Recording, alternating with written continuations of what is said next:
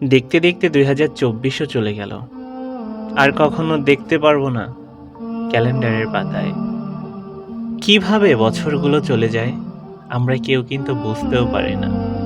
বড় অবাক লাগে।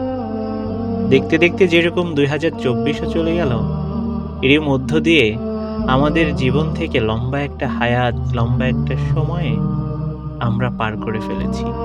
আমরা বুঝতে পারিনি কখনো যে কত মূল্যবান সময় আমরা নষ্ট করে ফেলেছি। জীবনে কি পেলাম, কি হারালাম, একটুও কিন্তু হিসাব মিলিয়ে দেখিনি। পাপে পাপে কালো হয়ে গিয়েছে আমাদের গুনাহের খাতা। বড় আজব লাগে, মুসলমান গুনাহের মজা বুঝে, তবে আমলের মজা এখনো পর্যন্ত বুঝতে পারল না। যদি আমলের মজা বুঝতো তাহলে গান বাদ্যর মধ্য দিয়ে ২০২৫কে বরণ করে নিত না।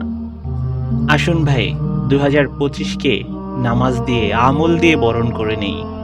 তওবা করি, আমরা কোনোদিন আর কখনো গান বাজনা গুনাহের কাজ করব না।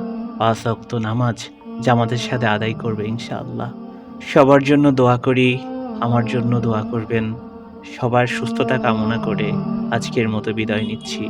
আসসালামু আলাইকুম ওয়া রাহমাতুল্লাহ।